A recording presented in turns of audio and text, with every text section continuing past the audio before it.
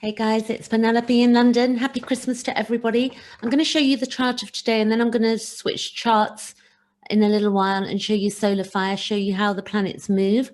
And what we're looking at the moment is the chart of today, which is now 3:40 in UK London. And I'm going to get my marker here so you can see. So, all right, so what we have currently, the sun is in Capricorn at 4 degrees. The moon, if you look at my marker here, is 14 degrees of Taurus.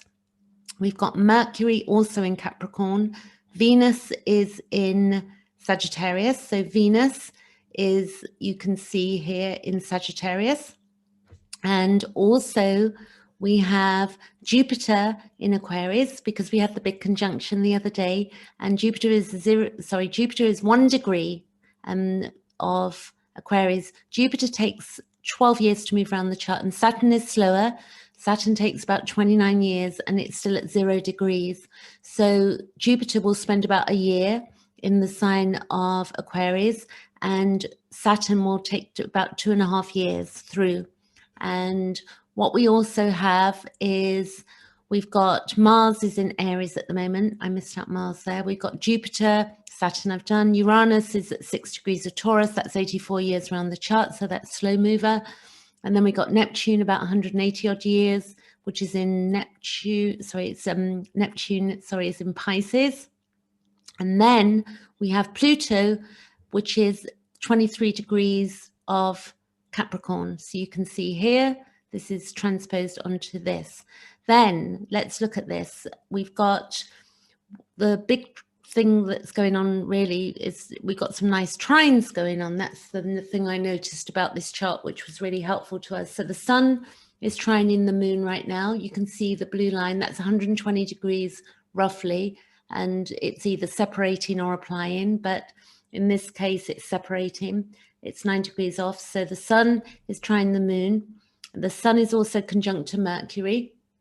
Up here, you can see 4 degrees and 7 degrees. And then we've got the sun trining to Uranus, the sun trine Uranus. So what does that mean? It's where it's harmonious, and it can give us, independence, and it makes us creative and also independently creative, because Uranus is to do with breaking free of limitations, and it's also to do with our genius as well in some ways, and like shocking moments of insight, and also past life and early imprints, trauma, long-term memory. And it's also electricity. Uranus is the ruler of Aquarius. So if we look at Aquarius up here, Uranus actually rules the sign of Aquarius.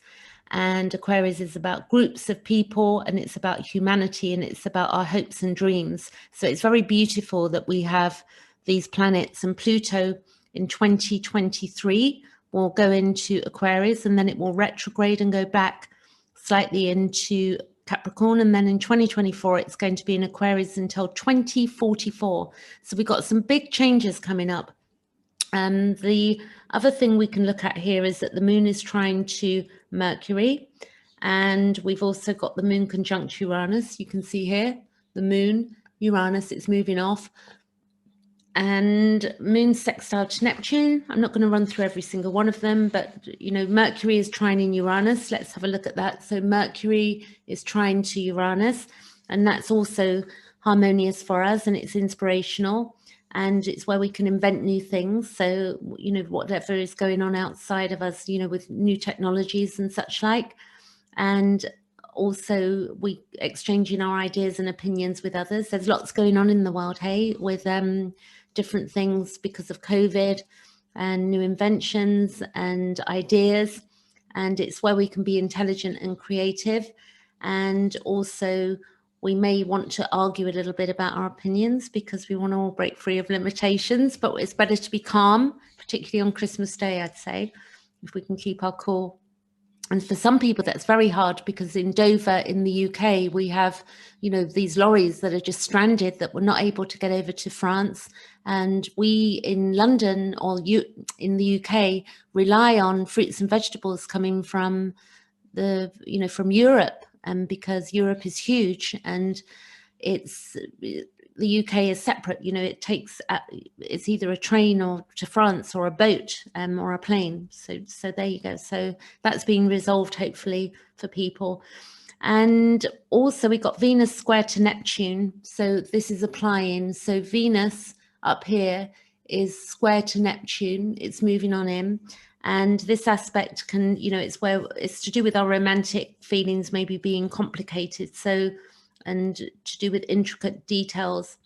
And it's also where we might, you know, have fantasy, sort of be in fantasy land a little bit.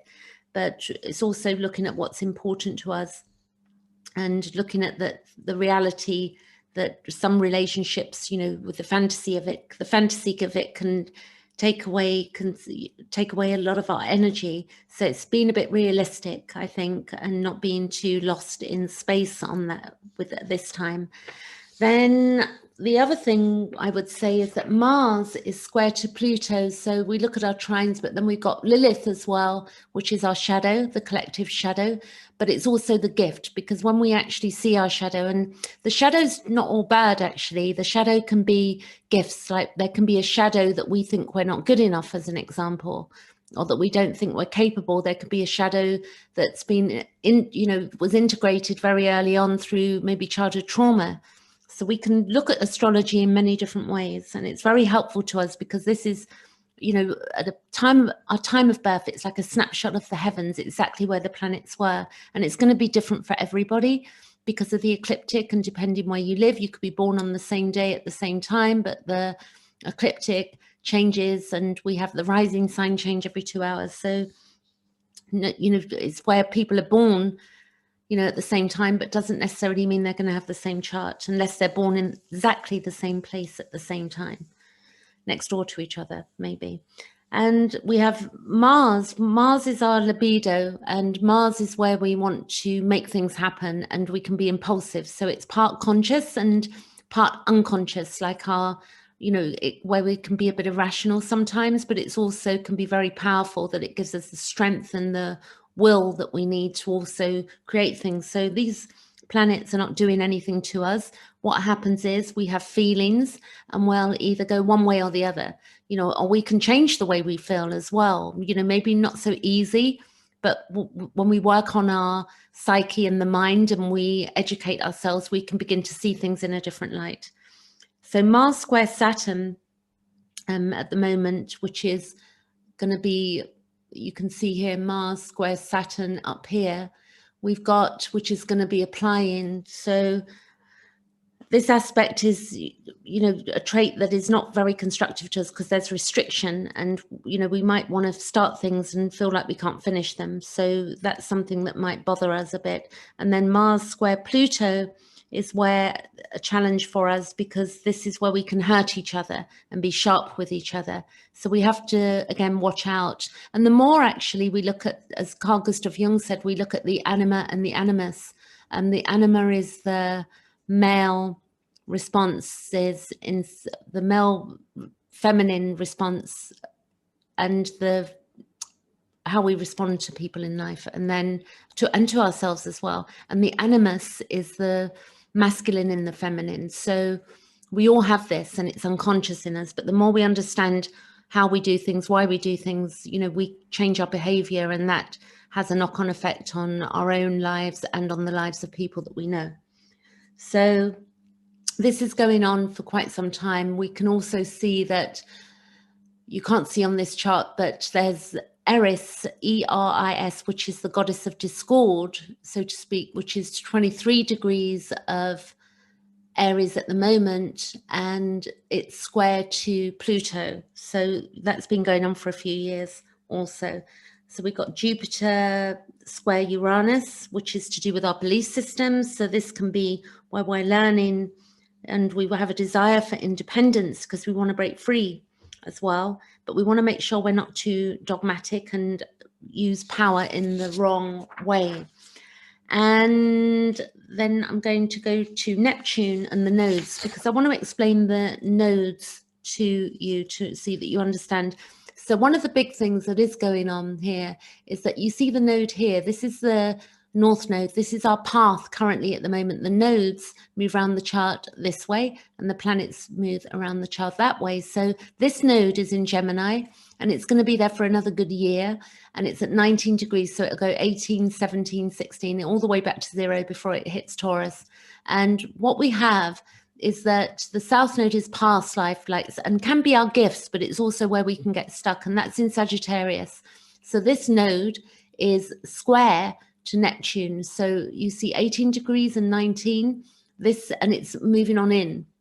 So, and it's moving away up here. So this node will move away, and this node is moving towards Neptune.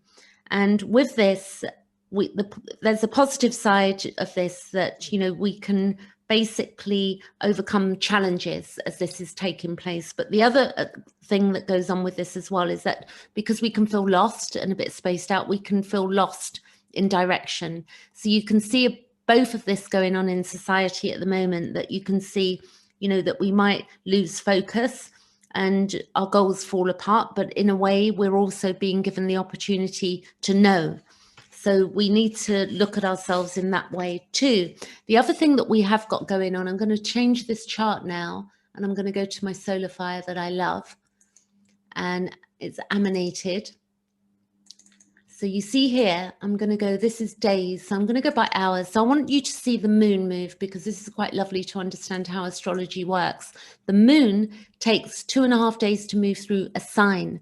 It's 28 days around the chart. So you see the moon is currently in Taurus. If I go hours ahead, it's now, this is just coming up to 4 o'clock. So if we go, that's in the UK, so I don't want to confuse you if you're watching this, but this is now, you can see the moon is 14 degrees. So we go an hour ahead. So let's go another hour, 15 degrees there, and 16 degrees.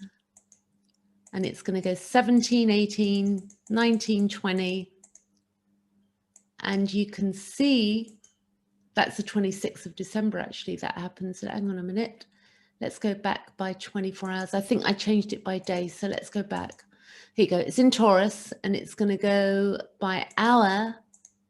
It's going to go 1, 2, 3, 4, 5, 6, 7, 8, 9, 10. So in 10 hours, it's going to be 16 degrees. And then it's just going to keep moving, and then it will move 22, 23, 24, 25, 26. There you go. 27, 28. And then the moon will move. And the moon is our emotion. So then it will be in Gemini. So the planets move this way and the nodes move that way. So then what we have is that the lunar node, which is this node, which is very important, is in the sign of Gemini. So what does it mean? So when we've had this, this has been going on, and what it's been doing for us, it brings conflict between our objectivity and our communication. So we can clearly see that's what's been going on. And it's also where we can be clinging to highly subjective understanding. So when we look at things that are subjective, it's to do with our feelings rather than what's truth. And clearly there's a lot of confusion about, you know, where we're heading, what we might be doing in the months to come. You know, day-to-day things are changing currently. So we can look at this in our own chart, and wherever this is in your own chart, this node is going to be working on a particular area of your life. So for me, this node is in my 7th house, and I will do a video on the nodes probably, if not later, tomorrow. So if you're interested in your life path, this is what we're looking at. So if we look currently that this node, the ruler of Gemini is Mercury, and that ruler is up here. So this, because I would say actually that looking at that and thinking about that, how Mercury is playing out in our lives every time, because it's to do with communication, short distance travel. It's also to do with siblings, and it's to do with marketing. It's to do with emails, and also generally our communication and subjective, like what I'm feeling, you know. So we can look at that as that moves through as well. And it moves very quickly. Mercury takes 88 days to move around the chart. The sun takes a year. Pluto takes 240 years. Saturn 29. I'm being general here. Jupiter 12. Neptune 184. Chiron 49 to 51 years. Eris here she takes I think it's 560. Mars is 2 years. Uranus is 84. Lilith is 9 years around the chart. The moon is 28 days and the nodes are 18 years. So this is beautiful work, and it's a form of psychology as well. A lot of people do not really know that is what we're looking at when we're looking at astrology. And that the other thing that's worth noting as being human beings with our feelings, that a great astrologer friend of mine told me about a week ago as we were conversing, she said, you know, that when we feel confused or upset or obsessed by something or another, and what it is, it's our unconscious trying to work towards individuation and consciousness. So individuation is really not about separating from people. It's more about becoming whole in ourselves. And to become whole, we need to look at the shadow, which goes back to the work of Carl Jung. And I help people understand this and do this. So if you want to look at your chart with me, then you can book an hour session with me. I would like to point out as well that Saturn is going to square Uranus, and you can see here. So we've got Uranus is at 6 degrees, and I'm just going to see when this square actually happens. So what I'm going to do, it's moving on in, but we want to get it to 6 degrees. So I'm going to go by weeks. And what we're looking for is Saturn getting to 6 degrees. So let's see how long that's going to take. I'm going to go ahead now and I'm going to count. So 1, 2, 3, 4, 5, 6, 7. So in 7 weeks time, we're going to have 7. It'll be 7 degrees then. So 8 weeks. But, you know, nothing particularly goes like boom in the day. I mean, it can do, but in the sense that as the planets begins to connect and speaks, it's like a language they're speaking to each other, or as we understand it, they're having a communication. And the communication of Saturn square to Uranus is basically to do with, you know, it's that Saturn's going to dominate and probably repress Uranus, possibly. Uranus wants to break free of limitations. So we've got some difficulties coming up, and I wouldn't be afraid of that, because the way I'm looking at this chart and what we've got ahead of us is that we're here to evolve, and we couldn't go on the way that we were going on. Like if we look back pre-COVID to March 2019, many of us were living in a way that was really just not working for us anymore. So for not all people, you know, and I realize this, like some people have been quite blessed in this, and the government's just paid their costs. But, you know, at the same time, meaning their living expenses, but, you know, then we might have had to cut back or whatever, but we've not had to go anywhere. We've been able to be at home. We've had our internet, Wi-Fi, but I know that's not true for everybody. So I'm not going to make it all flowery, but for a lot of people, we've been able to do our shadow work and really look at our wounding and look at where we want to go. So these planets have really helped us evolve this year, whether, you know, for better or worse for some people, that will hopefully, the people that have done okay out of this will help people, you know, and encourage other people to, you know, be okay somehow, like, and converse and be able to share stuff. It's so important at this time, because mental health, you know, through this is probably off the scale for so many people. People have not been able to go to doctor's appointments, you know, or have surgeries, or, you know, get things done that they really need doing. And also, you know, really just be aware out there. It's Christmas, and I think we just need to keep walking towards with the Aquarius, the Pluto moving into Aquarius, is really getting humane, like really being deeply humble and humane. That doesn't mean we can't achieve, but we just don't do it in a selfish, you know, me way anymore, because we can only have so much, and we only need so many resources in order to have a good life. You know, I think we're losing that me attitude that we've been. Not everybody will lose it, clearly, but you know, what's important is the quality of life and the things that we get to do, not what we own so much. So, but I won't argue that one either, because some people do need to own some things in order for their lives to be easier too. So, you know, we need to be fair in when we're looking at these things. I think I'm going to leave it there for today, but happy Christmas to everybody, and do book a session with me if you'd like. Catch you later.